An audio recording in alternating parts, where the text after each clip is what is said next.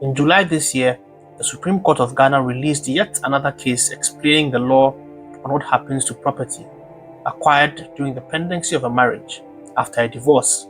We must understand that the Supreme Court of Ghana provides direction to all courts in Ghana on questions of law.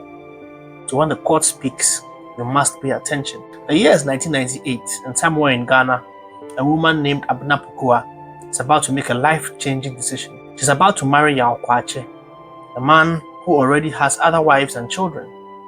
She knows this going in, and she accepts it. She adds 3 more children to this big family, and for years, they build a life together. But like so many marriages, theirs would eventually crumble, and when it did, the battle over what they had built would reach the highest court in the land. Fast forward to the present day. ABENA had had enough. The marriage, she says, is broken down beyond reconciliation. So she walks to the High Court with a petition, asking for divorce and for a jaw-dropping list of assets to be shared between her and Yao.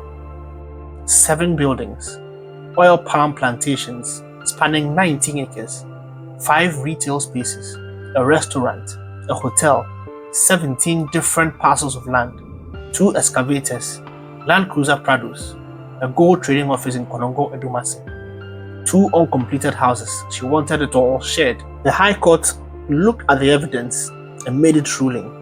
Some of these properties, the judge decided, were indeed acquired during the marriage. The hotel got split down the middle. ABENA walked away with 1 uncompleted house, a story building for her and her children, and a financial settlement of 150,000 Ghana cedis. But the KWAKYE was aggrieved and took the fight further to the Court of Appeal. The Court of Appeal dug deeper into the evidence, and what they find paints an entirely different picture. The judges discovered that ABENA and Yao ran separate businesses during their marriage. They each kept their own money, and they each made their own separate investments. Under this arrangement, the court reasoned that ABENA would need to prove specifically how she contributed to each property she is claiming. When they looked at the hotel, they found 0 evidence that she had contributed anything to it. Same applied to the building she was giving. Even the excavators turned out to be rented, not even purchased. But the Court of Appeal wasn't finished. He uncovered something that shifted the entire narrative and painted ABENA with a brush of avarice. They found that KWAKYE had been extraordinarily generous to ABENA throughout the marriage. He renovated a family house in their hometown so she would be comfortable when she visited. He gifted her an entire house with a store attached. He was building yet another house for her at Achiase. He gave her a Ford Escape vehicle and handed her 100,000 Ghana cedis in cash to fund her gold trading business. He gave her a store at the Kadi market stocked with 200,000 cedis worth of goods. And on top of all this, he was paying for all the children's educational and health expenses, while she only handled the feeding, clothing, and accommodation. The Court of Appeal looked at this mountain of evidence and decided that ABENA had been more than adequately provided for. In fact, they are so convinced that they actually reduced her financial settlement by 150,000 Ghana cedis down to 100,000 Ghana cedis. They take away her share of the hotel and they take away 50,000 cedis. ABENA had suffered a significant loss and she was determined to take her case up at the Supreme Court. Her lawyers argued some points of procedure, all of which were dismissed. What was most compelling, however, were some bold arguments he made.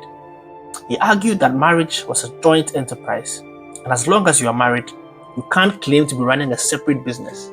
Everything acquired during the marriage should be presumed to be marital property and split 50-50. It seemed to be a compelling argument, one that had been actually supported by previous cases like Arthur and Arthur No. 2, cited by the Supreme Court. The Supreme Court listened carefully and then delivered a judgment they hope will clarify Ghanaian matrimonial law. First, they make it crystal clear that they are moving away from any notions created that everything gets split 50-50. The judges explain the Constitution gives every individual the right to acquire and own property, and that right doesn't disappear just because you get married. Marriage doesn't erase your individual property rights. The court laid out a known framework. If a couple contributes together to acquire property during marriage, yes, that property is jointly acquired and should be shared.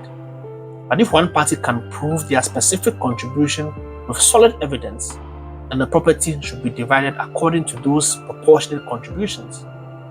And critically, either spouse has the right during the marriage to acquire property individually or with others, completely separate from their spouse, as long as they can prove that was their intention. Then the Supreme Court addresses something even more significant. They point out that KWAKYE wasn't in a one-man, one-woman marriage. He had 3 wives, and in such polygamous customary marriages, when one wife seeks a divorce, she cannot demand a specific percentage of the property unless she has hard evidence of her exact contributions. Without that evidence, she is left to the mercy of the judge's discretion, who must balance her needs against the interests of the husband and his other wives and children. The Supreme Court reviewed all the gifts, all the support, all the generosity Yao had showed ABENA over the years. They concluded that the Court of Appeal got it absolutely right. The appeal was dismissed. The message seems to be now very clear. A woman married under ordinance starts from a 50% presumption that can go up or down based on evidence.